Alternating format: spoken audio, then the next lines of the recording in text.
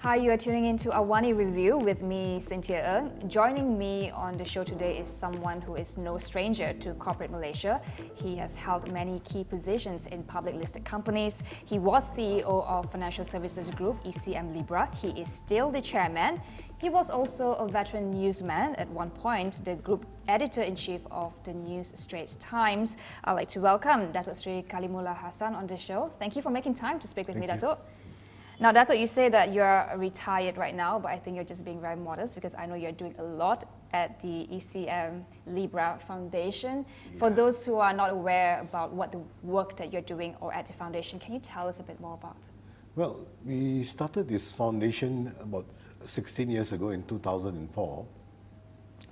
Essentially, it was our charter was to help the underprivileged and marginalized communities to get an education, and that's what we have been doing for the last 16 years. But this year, the pandemic, of course, changed things, and we diverted our focus a little bit.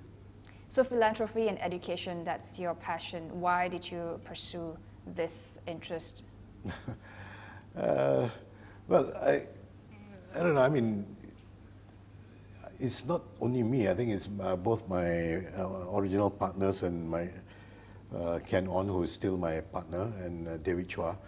When I think we all three of us come from relatively poor families, and I think all of us struggle to get an education. So when we joined up and formed our business, ECM, in 2002, of course, there was a lot of idealism. We thought that, we'll do very well, and when we do well, we'll do like a lot of the American philanthropies and help people when we make our money. So it so happened we listed ECM 2 years later, and Ken On suggested that we put our money into a foundation to help poor people, to give them the chance that a lot of us didn't have. Like Ken On, for example, well, he went to UK. He was working at the same time paying to pay his fees. David Chua was sent to Canada. His family gathered their money and sent him to Canada, and he never came back until he graduated because he couldn't afford to come back. Same thing, I got a place to do medicine in India, and my parents couldn't afford to send me, so I didn't go, right?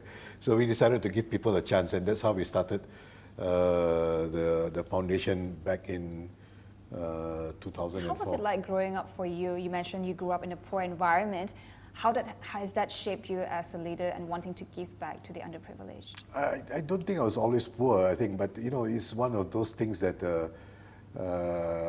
happen once in a lifetime. Which my father was a businessman. He was doing quite well.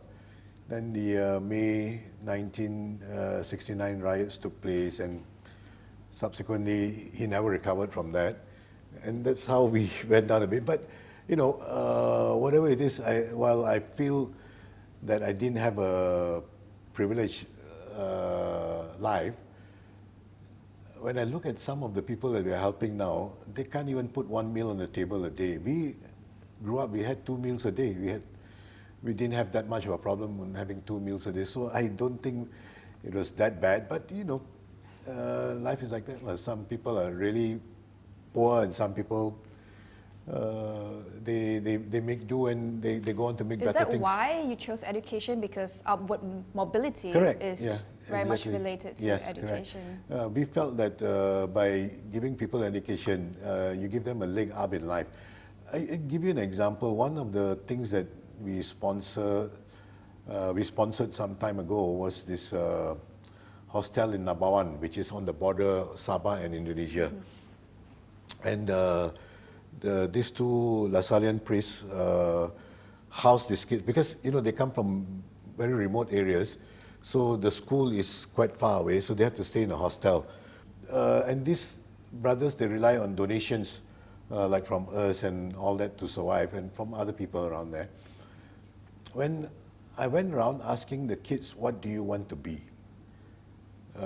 Their fathers were farmers, laborers, working on the farms, on the earth. The highest ambition was to be either a policeman, a fireman, or a teacher. And I said, don't you want to be an engineer or a lawyer or what? To them, no, that's my level. But you give them that one leg up. If they go up to that one level up to be a policeman, fireman, and a nurse, then maybe their children will have a better chance going further. So I think that was the philosophy behind it. And over the last 16 years, I think we have managed to assist thousands of people to get through school, at least basic school, and of course universities as well. Yeah.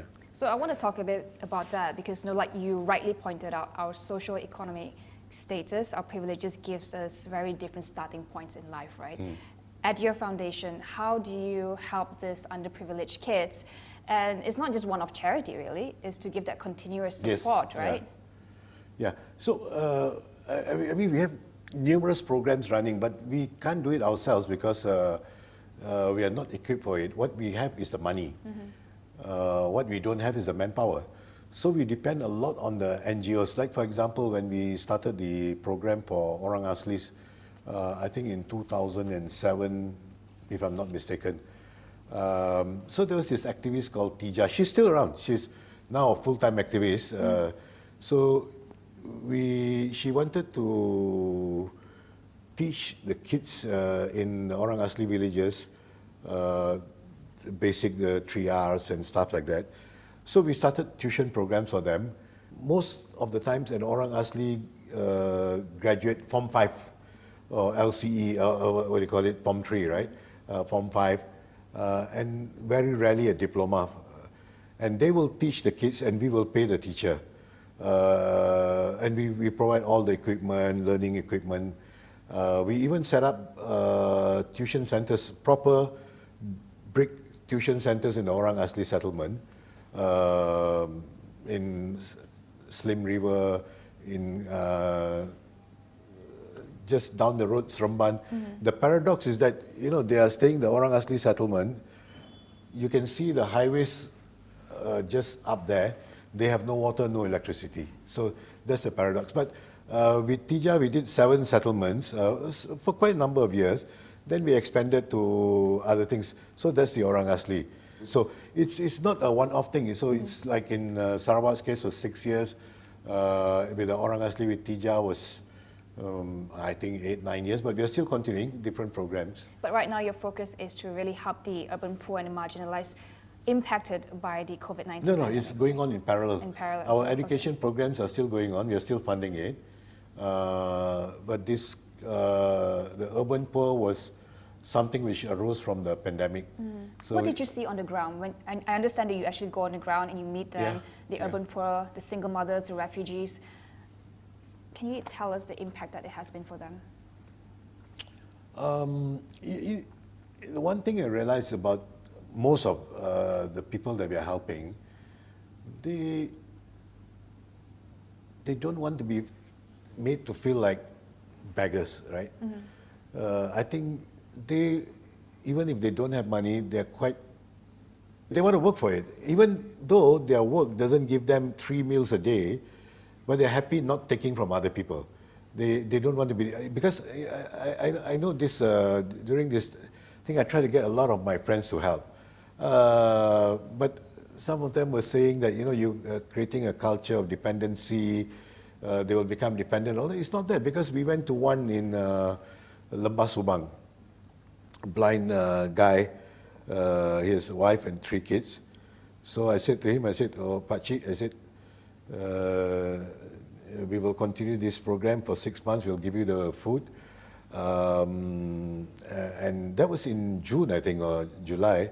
I said, until the end of the year, we'll supply you the monthly rations and all that. Then he said, I hope we don't have to. He said, I hope by 2 months I have a job. So they're quite proud. Then we do, like our hotel in Chowkit, we have been providing the food for the single mothers and the urban poor.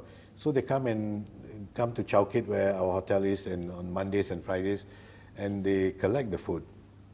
So I got, one day Tony Fernandez was in the hotel, and I told him, he said, Tony, why don't you come out? You know, these guys will be quite excited to see you. I mean, who doesn't know Tony Fernandez, right?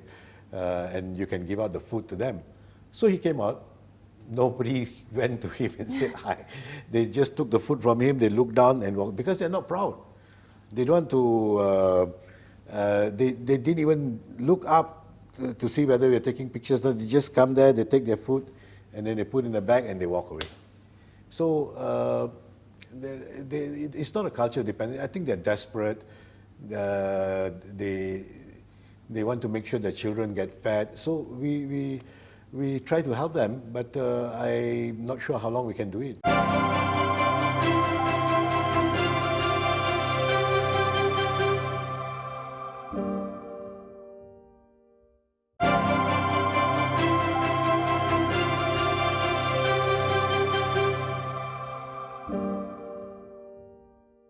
I really would like to understand this food aid program. How long can you sustain it, and what's next? I was hoping that we could at least do it until the economy recovers. But like I said to you, we have got other commitments as well, the education and stuff like that and all that.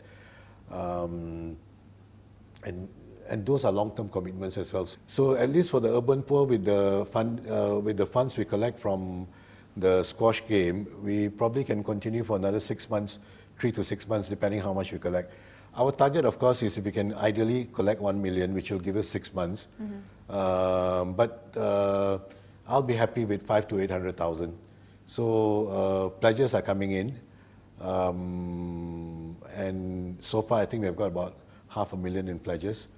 So let's see, it's another 1 week away. What is the conversation in corporate Malaysia among your peers, among your friends?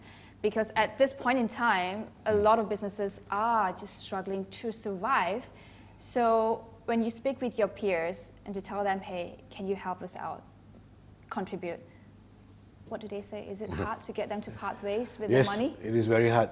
I mean, there are the usual generous people like, you know, KL Kapong, Tan Sri Lee Oi Hian, YTL. They're always very generous. They've supported charity programs by me from the tsunami in 2004, 2005 until now. But a lot of them, like you rightly said, say that their businesses are also not doing well. They say that some of them get indignant. Said, oh, these people should help themselves. They should go and work. What work? You know, where's the work? So many people have lost their jobs. So I try to talk to them, but if they don't want to give, they don't have the compassion, they don't have the empathy, there's no point. So I just don't bother with them. In fact, I was telling someone last week that because of this charity food program, I've lost quite a few friends. Because I get upset with them and say, hey, come on, now you can open up a 6,000 bottle of wine. You know, you can't go and help this family, which needs $300 a month to survive. But they get upset with me when I say that. They say, okay, I earn my wine. I earn my Latour and Lafitte. I'm interested to know your thoughts about, you know, the moral obligation to help the poor. You work with a lot of poor people. You spend a lot of time with them. Yeah, I believe so. I believe so. I mean, this is a socio-economic issue. I don't have food. I cannot eat. I want to feed my kids. What do I do when I'm so desperate? Then you resort to crime. You resort to crime, right? You petty theft. And then as long as the more desperate you get, the more serious the crime becomes. So if I am a businessman, I'm a wealthy man, my safety depends on the well-being of the people around me as well. That's how I figure it. It's maybe simplistic to look at it that way. But I must make sure that my community is also not deprived to the extent that they have to resort to do this. So you see how many cases there were stealing Milo in Terengganu, getting jail, stealing baby milk, formula, and being arrested and all that. I mean, these people, you think they want to steal this thing? The baby formula is not going to be used by this person, right? Yeah. So I think we have a moral obligation. I think people who have made it well enough. I find that the middle class is the most supportive of these efforts. Those because who have can less, relate? Yeah. Because they can relate better? Yeah, maybe they can relate better, but they see the pain as well. Those who have less see the pain of those who have lesser. I mean, I'm not saying it's as a blanket thing. There are also the big businesses and all that who help. But generally, my experience, the percentage of people who are doing well, who are willing to. I mean, I ask people, friends of mine, in the chat groups, now, I said, why don't you come to Chowkit? They said on Monday, on Friday, and then we distribute the food to the poor. Then we can see how badly they are off. Then maybe I thought that you'll prick their conscience to at least try to help, right? Why? What's not connecting here? They don't want to see because these are the invisible communities, right? I mean, you, for example, you go and have let's say, like, if you like nasi kandar, which I do, go to Jalan Raja Laut, go to Yasin or Kudus and have a nasi kandar. You go there, you have your nasi kandar, your ayam, your this and blah, blah, blah. But do you see the woman who's at the back washing the dishes? She's the one staying in Chowkit, right? I found out the dishwashers, they're the ones staying in the cubicles in Chowkit. They get 600, 800 ringgit a month, and that's what they use to feed their families. The husband has run away. So you don't see them, you don't feel for them. So I think people don't want to see because they don't want to be reminded. They don't want their conscience to be pricked. So they rather that these people remain invisible, you know. How does that make you feel when you speak to your friends, your peers? Oh, this time round it made me very angry. It made me angry. And how do you feel now about where we are? You know, we are at this point in time looking like we're going to have another wave of pandemic of the COVID-19 cases. Economy is not going to recover soon, and the financial strain on the government is going to be quite heavy. Yeah. What is the role of somebody like, somebody in corporate Malaysia, the private individuals? Some of my friends, they say, oh, I already gave to this organization, I already gave to that organization. But giving money is the easiest thing. Actually monitoring it, Mm-hmm. So like us, I wouldn't say it's a perfect model, but what we do is we work with people we have worked with generally before, or also the more established NGOs whom we trust, mm-hmm. like Pertiwi and Kechara Kitchen and all that. So when we do it, we actively get involved. We actually go on the ground. Our people go on the ground and see that the food reaches the targeted groups. It's easy to just give a check for 10,000 or 100,000 and say, okay, I've done my duty, right? But I think what a lot of the corporates can do, especially those who have got foundations, is to actually not go there and wait for the PM to come and give him a check and say, I've given you a check. That's what a lot of them do, right? Actually go and help these people because today they need your help. When good times, okay, you can do what you want, right? But today is really bad times. Actually go and get your people to go and help them. You have your business to run, yes, but you also have people who do your CSR. Go and monitor, go and do these things. It's easy to say, but we have done it. Which brings me to my next question. Where are we as a nation? I recall in your book in 2016 when you launched it, you talk about how Malaysia is on a slippery slope, if we do not check ourselves. Where are we right now? I think we are further away from where we were 5 years ago when I wrote the book. What worries you? What keeps you at night? Like, what makes you upset, angry about the current situation in Malaysia? I think, somebody very prominent asked me about 8 years ago, we were having dinner in London, and I was complaining about the Najib regime, and I knew that he knew them very well. So I was complaining to him. Then he said, okay, if there were 3 things that you could do to try to make things better for this country, what would you do? I said, firstly, I said, is to stamp out corruption.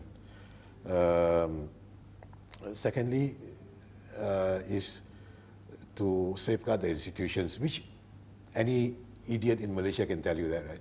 But I said, to me, the most important thing, education, education, education. I said, that's the most important thing, because when people are educated, they get the education, they develop the moral values. So my biggest worry now is for my grandchildren, education. You send them to Sekolah Rendah Jenis Kebangsaan, they're not going to get the kind of education I got when I went to Sekolah Rendah Jenis Kebangsaan in 1960s. So a lot of people are sending them to private schools. They scrimp and save, and I know because people come to me for asking me for donations. They say, I can't afford to send my kids to private school and all that. So where are we going to go as a nation if we have our next generation which unemployable, right? Is our education system encouraging, for lack of a better word, encouraging inequality?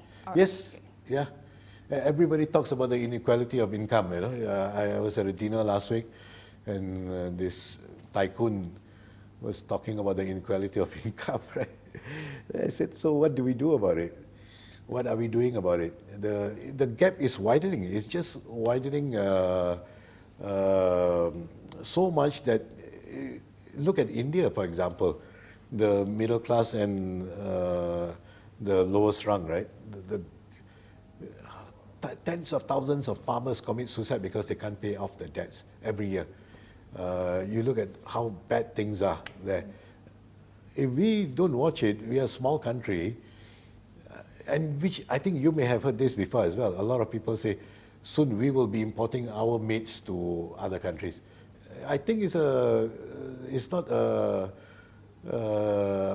impossible thing. It's very likely that we're already sending to Singapore, but we'll be sending, these are professionals and maybe construction workers and all that, but we'll be sending people to other countries like Vietnam. We may be sending them because Vietnam is doing so well. I think this conversation would require another show to talk about. Yeah. Datuk, just a quick question finally, right? I'd like to know, what more do you hope to achieve in your life, in your capacity at the moment? And what's next for you? What can we expect from you? Really haven't thought that far because, I'm quite a pessimistic and fatalistic guy. So I always think that I've already reached 63, so I don't have much of a life, longer to go. I'm already in the winter of my years. But if I can, I'd like to see my grandchildren graduate, 1. Number 2, my partner Ken On and me, our objective is to finish all the money we have got in the foundation through the charities. We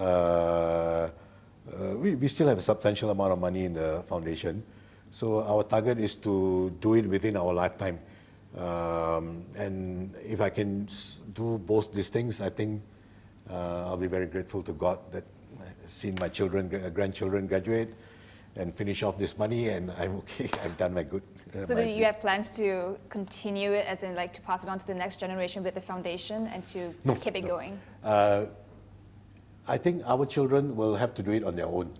I think we have brought them up in a way that they are very compassionate kids, both Kenon's kids and my kids.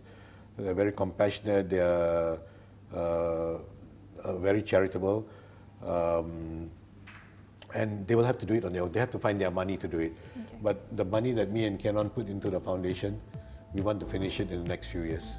All right. Hopefully we can do it, and that's it. All right, thank you so much, Datuk, for speaking with me. It's been great to have you on the show.